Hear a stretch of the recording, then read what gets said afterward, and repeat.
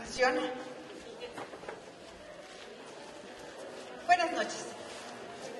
A nombre de la Universidad Autónoma de San Luis Potosí, primero le quiero agradecer a Pilar que una vez más acepte correr esta aventura que es la Feria del Libro de esta universidad.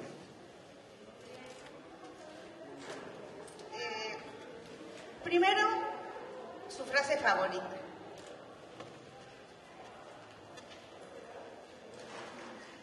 Para que no parezca que me equivoqué, lo que ella dice. Su frase favorita. ¿Por qué no me haces el favor de ir a chingar a tu madre? No, hay veces que alguien los fastidia y dice, y uno dice frase favorita, aunque no lo pueda decir, la piensa. Bueno, es Pilar Montes de Oca, Sicilia. Esta es una mujer, es lo que se define como una mujer de frontera. Más lo sabemos en una universidad como esta. Las mujeres de frontera son aquellas que siempre van más allá, de las que si se caen se levantan, se sacuden el polvo, se soban a veces las rodillas y siguen de frente. Estoy segura que no son pocos los trancazos que se ha dado, los frentazos que ha tenido a la hora de hacer números y finanzas con este proyecto que tiene. Pero Pilar Montes de Oca ha construido uno de los proyectos editoriales más importantes que hoy hay en México. Porque antes de definir que el lenguaje fuera su vida, su ocupación diaria, su inversión biográfica, estoy segura que definió sobre qué cimientos iba a construir Algarabía. Y resultó que esos cimientos se llaman sencillito, libertad. A ella nadie le dicta la nota, el título de su próximo libro o su agenda del día, menos aún el contenido de Algarabía.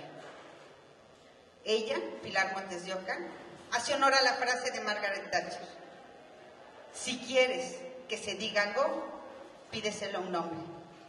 Si quieres que haga algo, pídeselo a una mujer. Gracias, Pilar. Gracias. Como siempre, gracias.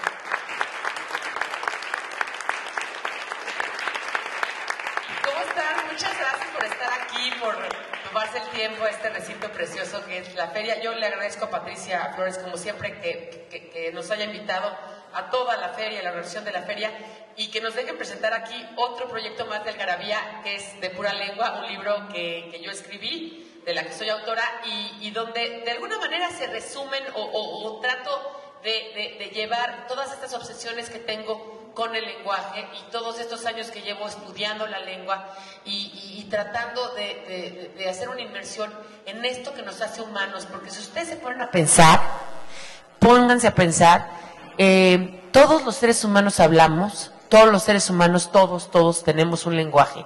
Y no hay una cultura, por primitiva que nosotros pudiéramos considerar, que no tenga una lengua, y una lengua estructurada, una lengua con capacidades gramaticales, con verbos, con sustantivos. Es decir, la lengua nos define y nos distingue del resto de las especies en el planeta, ¿no? Los antropólogos no se ponen de acuerdo qué fue primero, si el huevo o la gallina. Es decir, pudimos hablar porque pudimos pensar, es decir, pudimos, hay toda una teoría de que cuando empezamos a comer más carne y empezamos a comer mariscos, el cerebro creció y es donde empieza a existir el Homo sapiens. En ese mismo momento se estructura un código de comunicación que es la lengua, y en ese momento somos un Homo fables. ¿Qué fue primero, el Homo fables o el Homo sapiens? Porque pudimos hablar, el Homo fables le dio lugar al Homo sapiens o viceversa, y luego el Homo sapiens sapiens, el que sabe que sabe. Es decir, el que ya tiene la lengua y puede con ella facilitar una herramienta, porque la lengua, pónganse a pensar, es nuestro instrumento para conocer lo que nos rodea.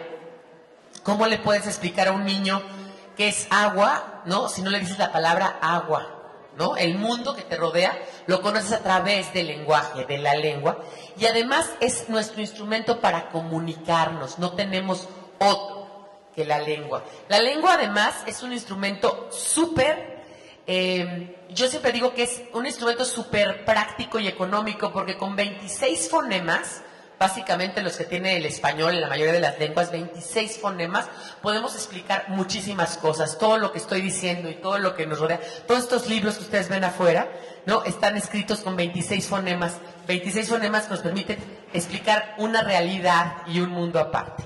En este libro de Pura Lengua, que se llama justamente Reflexiones sobre la lengua, nosotros y el mundo, lo que trato de hacer es un poco que por diferentes vertientes, así como visto como de diferentes cristales o con diferentes puntos de vista, entrarle al tema del lenguaje, ¿no? Decir, el lenguaje visto de diferentes puntos de vista y también por diferentes áreas de la lingüística, y además explicado para cualquier persona. A cualquier persona, aunque no haya estudiado lingüística o aunque no le haya gustado la clase de español, ¿no? Le puede interesar este libro, ¿no? A veces la gente tomó o tuvo una mala experiencia con la maestra de español, con el sujeto, verbo y objeto directo, y luego le da como tirria, ¿no? Así como hay gente que le da la tirria a las matemáticas, pero este libro justamente trata de hacer lo contrario, de decirle a la gente que la lengua, el lenguaje nos pertenece a todos, y también un poco como desmitificar muchas cosas que creemos, ¿no?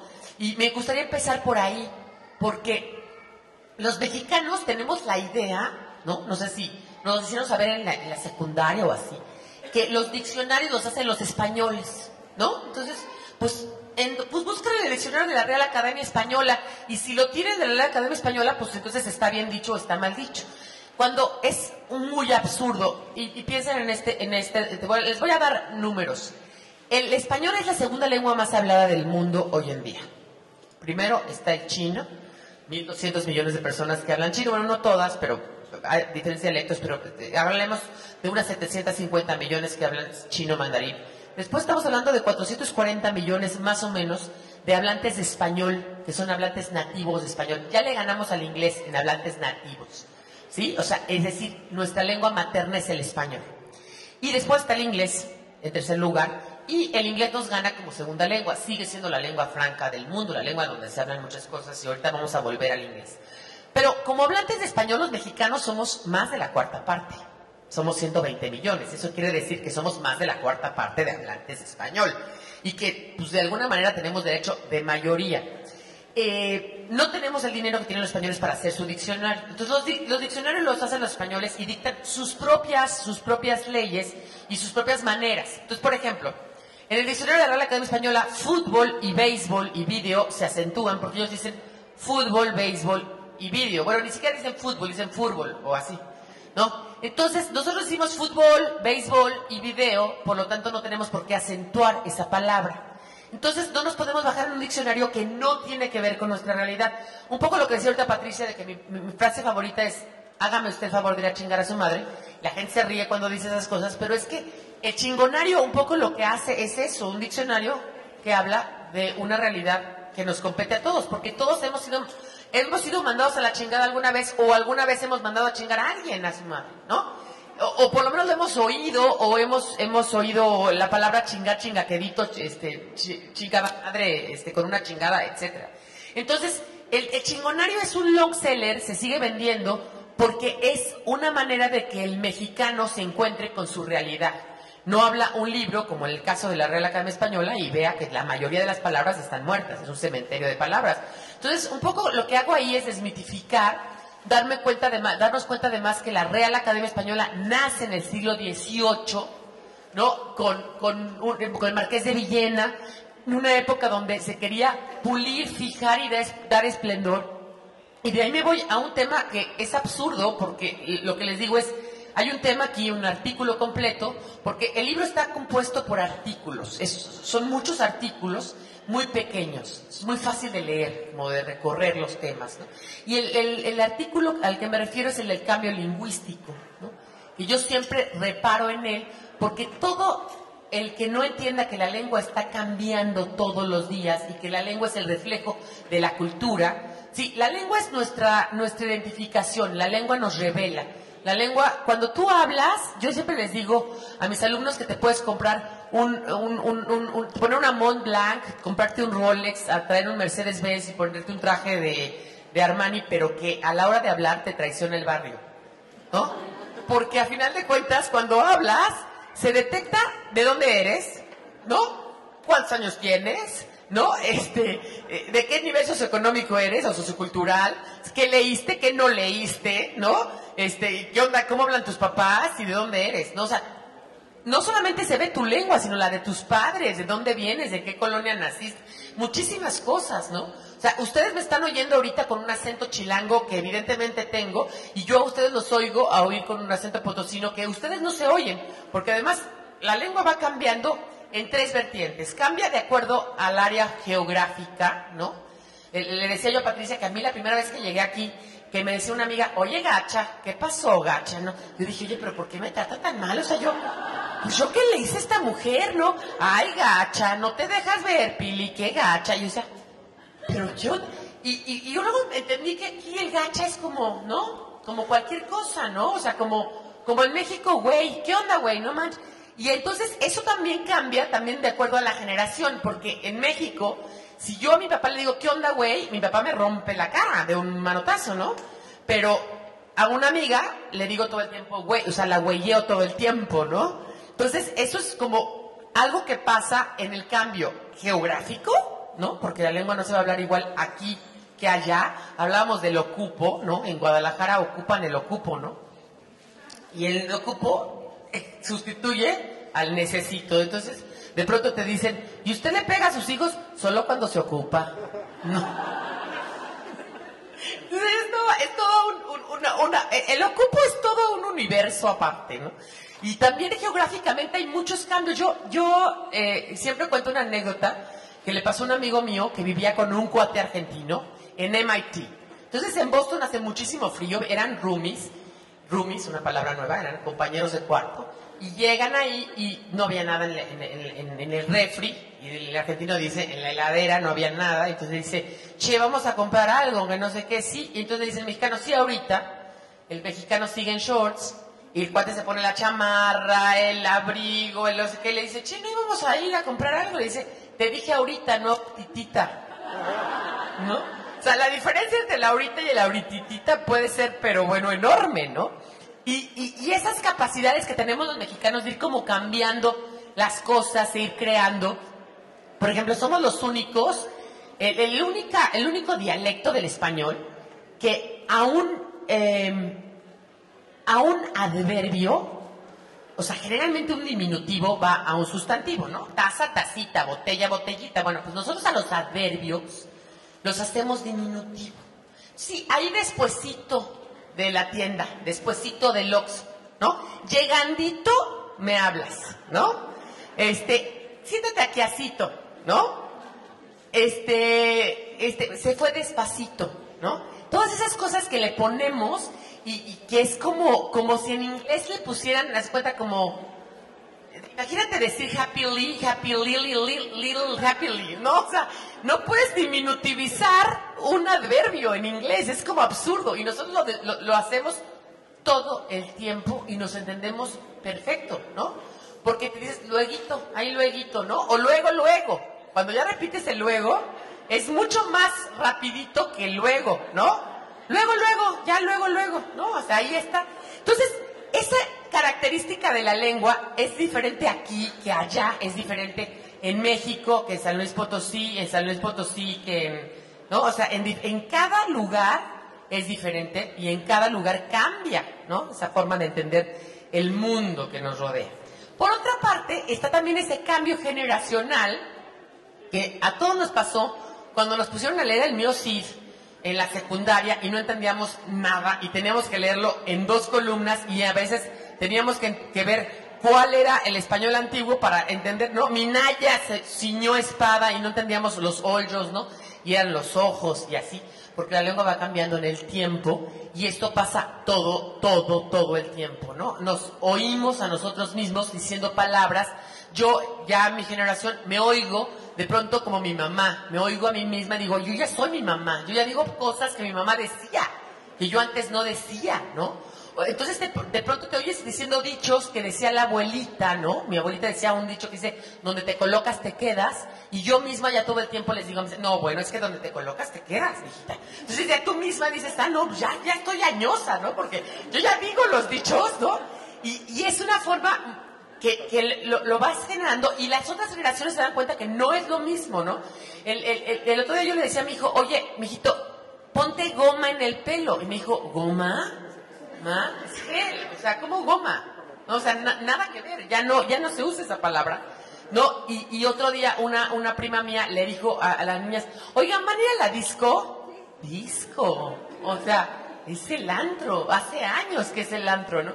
Entonces, sí, la lengua va cambiando de acuerdo con la generación. Esas palabras de abuelita, de petaca, beliz, la pieza, ¿no? Y cosas así que nosotros ya no decimos. Y luego palabras nuevas, que nosotros en Algarabía siempre hablamos de ellas, que son las palabras así como que van a intensear, ¿no? El verbo intensear, ¿no? Estás intenseando, es cuando te pones muy loca y empiezas de intensa en el WhatsApp, ¿dónde estás? ¿Por qué no me contestas? Y ya sabes, cosas así. Intenseas, ¿no? Bueno, es un verbo nuevo. Hay una forma muy nueva, no sé si se usa aquí, pero en la Ciudad de México se usa, que es ponerle al verbo el adjetivo pinches, ¿no? Entonces no pinches comas así, no te pinches tardes, no pinches molestes, no me pinches hables así. Y es como meterlo, y es una cosa muy nueva, porque la lengua va cambiando. Por ejemplo, godinear es un nuevo verbo, que es toda la gente que trabaja en oficinas es un godines. Entonces traigo mis ropas godinescas, estoy godineando. No, me voy a quitar el gafete porque parezco godines. Estoy comiendo en topper como un buen godines y cosas así. Que son nuevas, ¿no? Y que obviamente, ¿no? Yo el otro día le enseñé a mi mamá un video que había de godines, ¿no? Donde estaban tomando un topper, no sé qué. Y mi mamá no entendía, dice, ¿qué es esto? O sea, claro, ella, una señora que nunca trabajó en oficina, que es de otra generación, no entendió los godines. Si se dan cuenta, la lengua es el reflejo de eso, el reflejo de la cultura en donde estamos parados, de qué hacemos, de dónde vivimos, de qué sentimos, etcétera, y va a cambiar en el tiempo, va a cambiar en el espacio, y va a cambiar también de acuerdo al estrato sociocultural que la hable, ¿no? Porque no habla igual una persona de un estrato que de otra, ¿no? Y cambia muchísimo, ¿no? Las maneras y las formas. Aquí yo tengo un artículo que es el de gases del oficio y otras frivolidades de la vida, donde platico que hay palabras que la gente, sobre todo por falta de cultura o por querer encontrarle un origen a la palabra, cambian la palabra. Entonces nosotros teníamos un mensajero y entonces se estaba martillando algo y se pinchó y le digo, ¿qué pasó? Me dice, no se preocupe, señorita, son gases del oficio. Claro, porque la palabra gaje, pues nada más se usa además en esa frase de gaje del oficio, ¿no? O sea, entonces él le inventó. Entonces, luego dijo que la vida tenía que esas eran frivolidades, digo frivolidades. Y de ahí empezamos a buscar en el mundo, ¿no? La señora que llegó y me dijo, oiga, señorita, ¿le tiendo su cama con el enredón? Claro, la palabra de enredón es rara, es compleja, entonces el enredón se enreda, además se enreda, entonces hace sentido, ¿no? Y luego, hay otras que van quedando ahí, una de un amigo mío, bueno, otra es que el taxista dijo que había entrado un fuerte frío, en lugar de un frente frío, ¿no? Porque era un fuerte frío. Luego, también otro taxista le dijo a mi cuñada que dice, no, es que hoy es el santo, era el último jueves de noviembre, dijo, es que hoy es el santo patrono de los gringos. ¿Santo patrono de los gringos? Sí, el Thanksgiving. El Thanksgiving. Y luego otro dijo, estaban ahí con sus trailers, y le dijo a mi amigo, ya no entre el otro trailer, no va a caber, que lo dejen en stand-by. Entonces oyó que le gritó, que lo dejen stand-by. ¿No? Y también está la chava que llegó y me dijo, porque la palabra bicoca viene, no sé si ustedes sabían, porque es otra cosa que viene aquí, es el origen de las palabras. Encontrar etimologías en las palabras es de dónde vienen las palabras, porque al final de cuentas las palabras nos cuentan una historia, ¿no? Nos cuentan de dónde viene algo. Por ejemplo, les cuento rápido la de hígado, ¿no? La palabra hígado, ¿no? En latín realmente, en griego era hépatos, por eso de ahí hepático, ¿no? Pero resulta que la mayoría de las veces al hígado lo servían los griegos y los romanos con higos. Entonces se decía hepatos ficatus, y de ficatus quedó ficatus, higatus, hígado, hígado, ¿no? Entonces la palabra viene de higo, no de hepatus. Entonces es interesante el origen de las palabras. Entonces ellos le tratan de encontrar algo. La Bicocca es un pueblo en Italia donde había una fortificación muy pequeña y hubo una batalla. La batalla duró 3 minutos porque derribaron la fortificación. Entonces es una Bicocca, es una tontería, ¿no? Es una Bicocca. Entonces llegó la chava y me dijo, no, le digo, oye, ¿cuánto te dieron por...? Yo iba a vender papel de la oficina, papel que teníamos reciclado. Le digo, ¿cuánto te dieron por el papel? No, me pagaron una bilcoca, porque ella no entendía que era bicoca, ¿no? Y luego también dijo, otro señor dijo, ¿cómo lo calcula usted? Generalmente la frase es a ojo de buen cubero, que es una frase antiquísima española, que tiene que ver con los que hacían cubas, llenaban las cubas, en España es cubeta de agua, entonces llenaban las cubas y tenían que llenarlas todas al mismo nivel y lo hacían a ojo de buen cubero, es decir, lo hacían a ojo. Entonces ella no entendió y dijo, no, lo hago a ojo de buey culero, ¿no? Y la señora que dijo que cuando ella se muriera no, yo cuando me muera quiero que me encremen o me inseminen. Que me cremen o me incineren. Y dijo que me encremen o me inseminen. Entonces esas cosas pasan de acuerdo también al estrato social.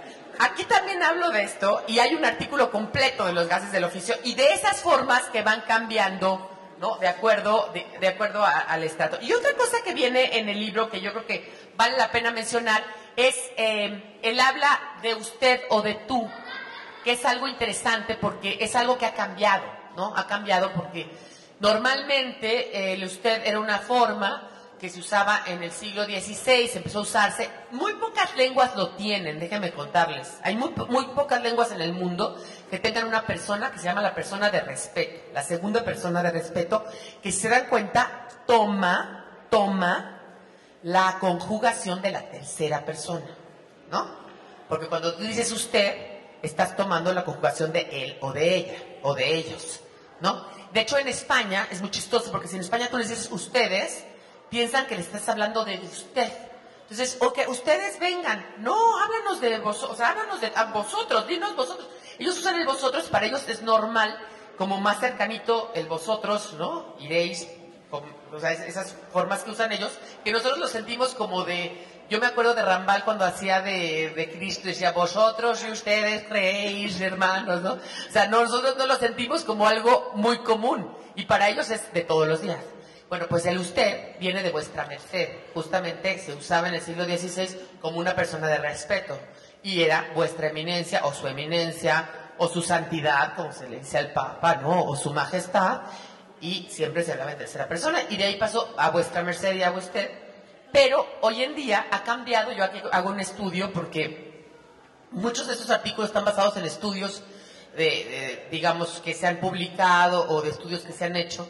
Algún estudio de cómo se utiliza el usted hoy en día, ¿no? Cómo lo utilizan los millennials, los jóvenes, cómo utilizan el usted. Y bueno, sí ha caído más en desuso que en algunas otras generaciones, pero a la vez ese joven cuando llega a tener más edad empieza a utilizar otra vez el usted. El usted se utiliza para gente que no conoces, para gente mayor que tú, puede ser un mesero o puede ser una persona que te ayuda pero que tú no conoces o que es mayor que tú, ¿no? O para personas que de alguna manera quieres poner una deferencia con ellas por respeto, ¿no? Un licenciado, un abogado o un político o un presidente o alguien que tú quieres, no le hablas de usted, ¿no? Y ahí estableces una distancia, ¿no? Y esa es una forma que además, pues, puede ser que a veces la gente tutee, ¿no? O hable de vos, como en Argentina, y eso a veces se siente como falta de respeto, ¿no? Hay un artículo, aquí cito Pérez Reverte, donde dice que los de Telefónica, Movistar, te mandan cartas y te dicen, hola, tú que estás con nosotros, y dicen, a mí no me conoce el señor de Telefónica, ¿por qué me habla de tú, no? O sea, yo ni lo he visto al señor, ¿por qué me manda cartas de tú? Y es un poquito eso, ¿no? También hay otros artículos, quiero como acabar de repasar, que tienen que ver con otras cosas curiosas, como es la traducción, ¿no? Que es, uno pensaría en origen, como estábamos hablando al principio, la lengua nos define y la lengua es de alguna manera reflejo de cada cultura. Cada lengua en el mundo va a reflejar una cultura diferente. y va a reflejar esa idiosincrasia de esa cultura. No en balde, por ejemplo, la lengua hawaiana tiene más de 20 palabras para lo que nosotros conocemos como el tramo que va del verde al azul. ¿Por qué? Porque en esa lengua, Hanuno, necesitas tener varias palabras para las tonalidades del mar, en esa zona de la Polinesia, donde obviamente cada tonalidad del mar va a significar algo, que puedas pescar, que puedas salir, que puedas poner una barca, etcétera, etcétera, etcétera. Entonces tienen más de 20 palabras. O los mismos, la lengua inuit, mal llamada esquimal, que tiene más de 20 palabras para nieve, ¿no? Para lo que nosotros conocemos como nieve, ¿no? Y es nieve recién caída, hielo, nieve para hacer un iglú, nieve blanda, nieve dura, ¿no? Muchísimas formas de decirle a la nieve, porque es lo que te identifica o lo que, digamos, refleja esa cultura, ¿no? O la misma cultura, bueno, pues va a dar diferentes tipos de... Entonces, no, hay cosas que no se pueden traducir de una lengua a otra, aunque uno quisiera, con una sola palabra. O sea, no es pollito, chicken, gallina, gen, no todo es así. ¿No? Hay cosas que no... Por ejemplo, la cultura mexicana, que tiene, sobre todo las mamás, tan aprecio al topper, volviendo al tema del topper. O sea, la mamá primero muerta que no le regrese su topper, ¿no? O sea, o luego, y además, tienen como niveles de topper, porque de repente hasta guardan el bote de crema cosas que, o sea, o te van a dar cosas de itacate, es a lo que iba, la palabra itacate, que es muy de la cultura mexicana, ¿no? Y el itacate siempre te lo dan en el bote de crema o en el de yogurto, así, porque pues para que no les vayas a regresar su topper. Entonces, esta palabra itacate, ¿cómo se la traduces a un gringo? ¿No? ¿Cómo le explicas qué es un itacate? No es un doggy bag, no es una comida para llevar, pero te tienes que explicar que es una comida que se hizo para algún evento y entonces tú vas a ese evento o no vas y entonces te mandan tu itacate, o es una comida muy especial como un chile en nogada o como no, y entonces te lo van a mandar, ¿no? Entonces, esa por ejemplo, palabra es muy difícil de traducir. Bueno, pues lo mismo pasa con otras palabras que son como difíciles de traducir y que pues nosotros pensamos que podrían ser muy, muy, muy sencillas. Una de ellas es, por ejemplo, una palabra que viene del sueco, que es fika. Fika es el espacio que se da a la gente, y que además es muy de esa cultura, el espacio que se da a la gente para tomar café cuando está trabajando. Y salen de la oficina y se van a tomar café, ¿no? No sé si en México se pudiera traducir eso a algo. Hay otra palabra del alemán que es Schadenfreude, que a mí me gusta mucho, que es una palabra que expresa la alegría por el dolor ajeno. Cuando te da mucha alegría que a alguien le pase algo malo. Por ejemplo, un exnovio, ¿no? Que de repente dices, oye, pues ¿te acuerdas de ese exnovio que te dejó mal, mala onda, no sé qué, que llorabas por él? Fíjate que me lo encontré y tiene como 8 hijos y está gordo y está pelón, y tú dices, ay, pobre, ¿no? Pero por dentro tu corazón está lleno de gozo. Bueno, el Schadenfreude, ¿no? Es una palabra que no puedes traducir porque viene de Schaden, que es tristeza en alemán, y Freude, que es alegría. Es como una alegría en la tristeza, ¿no? Una tristeza con alegría. Entonces es como muy difícil de traducir. Y aquí hablo de eso, de la imposibilidad de traducir y de cómo pensaríamos que todas las lenguas son similares y a veces no puedes incluso traducir ninguna otra cosa. Por ejemplo, en inglés, un pecado de carne, ¿no? Puede ser un flesh sin o un meat sin, ¿no? Puede ser que comas carne en vigilia o que cometas otro tipo de pecado, ¿no? De carne. Y depende, y ahí lo tendrías que definir con flesh o con meat. Porque en inglés flesh es carne humana y meat es carne normal. Y en español nada más es carne. Entonces, hablo de eso y de todo lo que eso conlleva. Y esto me lleva también a un tema que creo que con ese voy a terminar para no cansarlos, que es el tema de los vericuetos del género y el sexismo en la lengua, que es algo que se ha tocado muchísimo, que ha sido tema desde que Fox llegó a la presidencia, y además en España es todo un tema, ¿no? El sexismo en la lengua y muchachos y muchachas, niños y niñas, compañeros y compañeras y tal y tal. Y donde yo aquí hago un análisis y les cuento cosas que son interesantes. Primero, la primera, y que creo que tiene que quedar muy claro, es que el género en español es masculino, femenino y neutro, pero que no necesariamente corresponde al sexo. Eso es muy importante. Es decir, la botella no es mujer, ¿no? Ni la mesa es mujer, ni el sillón es hombre, por decir un género. El género es una marca gramatical. En muchas lenguas hay muchos tipos de marcas gramaticales. Por ejemplo, en japonés hay más de 12 géneros diferentes. En alemán el género neutro es mucho más amplio que en español. Y hay lenguas donde el género va hasta en el verbo, ¿no? Por ejemplo, en hebreo no se dice igual yo te amo si lo dices de mujer a mujer, de hombre a hombre, de hombre a mujer o de mujer a hombre. Cambia incluso hasta la conjugación.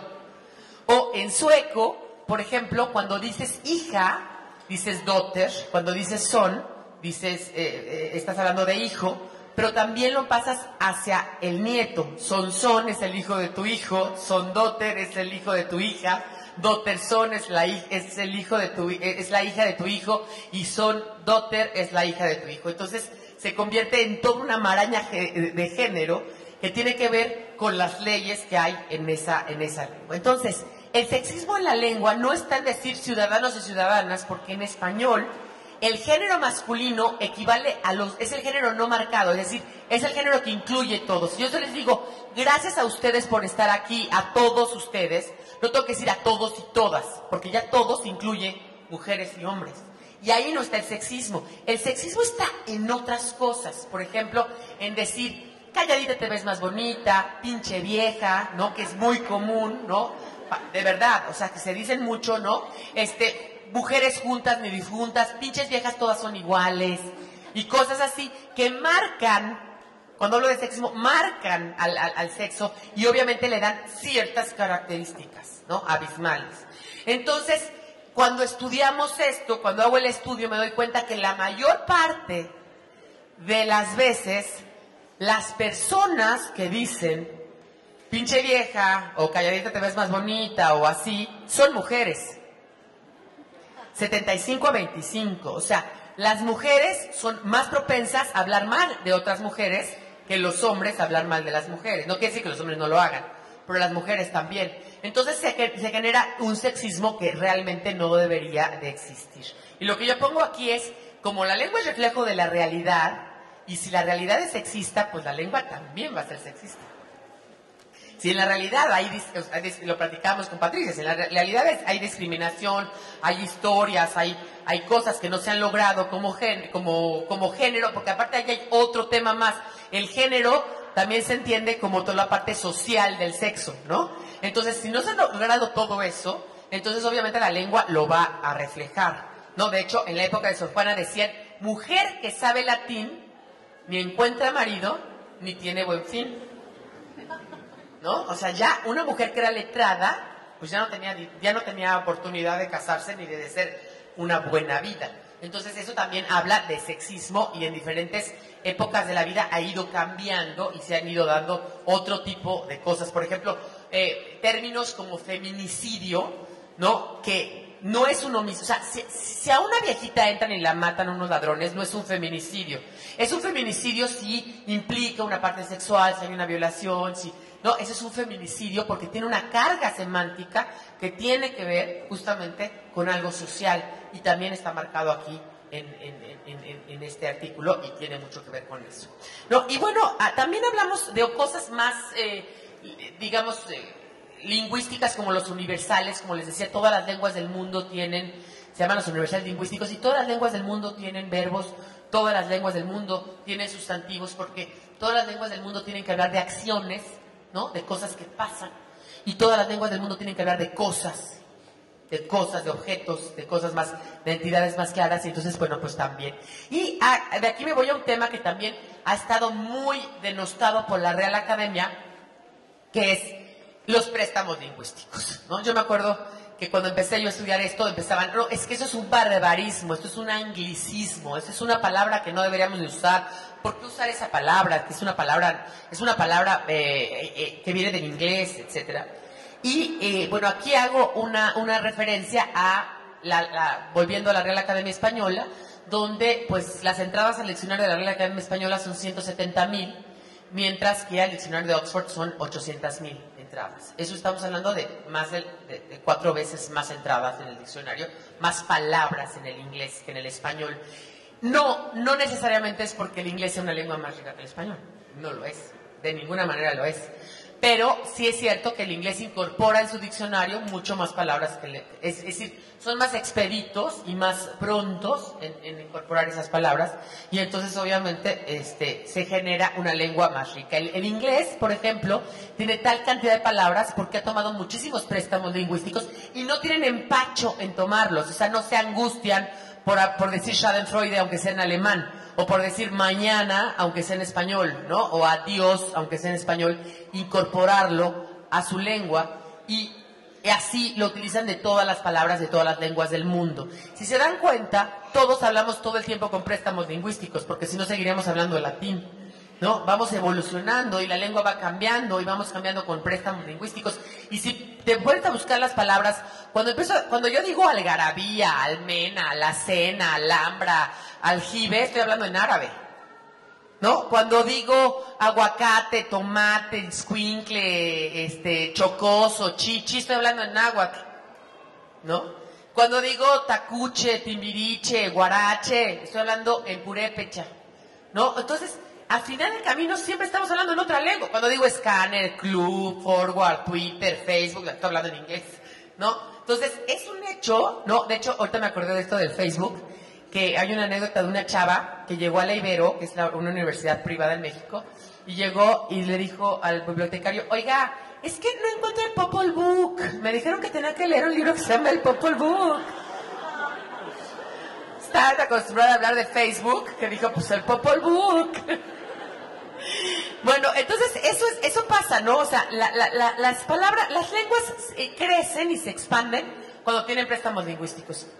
El inglés era una lengua para los latinos, hablada, una lengua, así, citada tal cual, una lengua tosca, bruta y necia, hablada por unos bárbaros en una isla del norte, ¿no? Una isla horrible donde había un clima de la fregada, ¿no? Donde luego nos fueron a cristianizar ahí, pero era un asco, entonces para ellos no. Y ese inglés, ¿no? Se fue llenando y llenando, y luego empezó a ser una lengua cada vez más importante. Luego llega el Renacimiento, Isabel I, y luego la lengua del Imperio, y luego Shakespeare, y ahora es la lengua franca del mundo, y es una lengua con muchísimas palabras, es una lengua que no tiene academia. Primero que nada, no hay academias, entonces ahí no hay ningún problema. Incluso tienen hasta un Urban Dictionary donde ellos van acuñando ahí palabras que se usan todos los días, es como una especie de chilangonario, chingonario o así, ¿no? De todos los días. Entonces, bueno, pues estos son algunos de los temas, ya no los quiero cansar, hay más temas, obviamente, hablamos de la lengua como forma y significado, hablamos de los cambios que surgen, de la comunicación si es posible, y bueno, pues de la ultracorrección también, que es estas formas que usamos mucho de eufemismos los mexicanos, que no nos gusta decir las cosas por su nombre, y entonces, por ejemplo, antes eran ancianos, pero primero eran viejos, pero tenía como muy mala connotación, luego eran ancianos, luego de ancianos eran senectud, la senectud, Instituto Nacional de la Senectud, pero luego senecto era como una palabra muy fea, entonces les pareció que no, que mejor era la tercera edad, y ahora son adultos en plenitud. No estoy en plenitud yo, pues menos un adulto en plenitud, ¿no? Y es como un poco absurdo. Y lo mismo pasa con los discapacitados, que eran bueno, primero eran lisiados, luego tullidos, luego discapacitados, y ahora son con capacidades distintas. Y el otro día oí que no le dijeran gordos a los gordos, que eran personas con discapacidades metabólicas, ¿no? O de dimensiones diferentes, ¿no?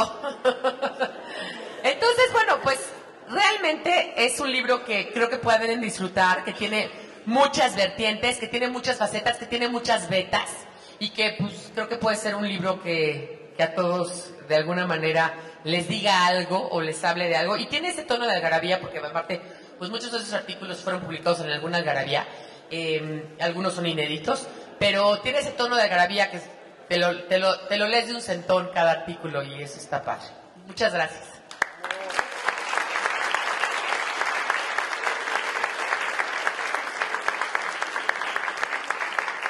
Les dije. Les dije, dice lo que le da su chingada gana. Exacto.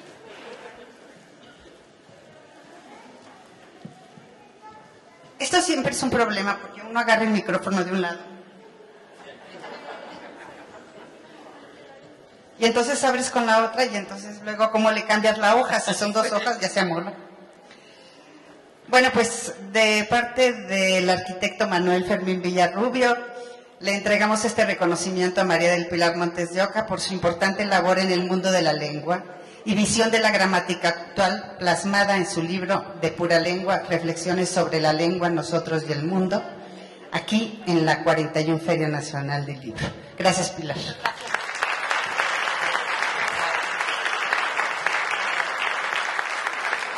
Gracias a todos. A ver, pero también los autores viven de sus libros. Entonces hay una mesita de aquel lado para que corran, compren su libro y entonces a partir de este lado hagamos una fila para la firma de los libros.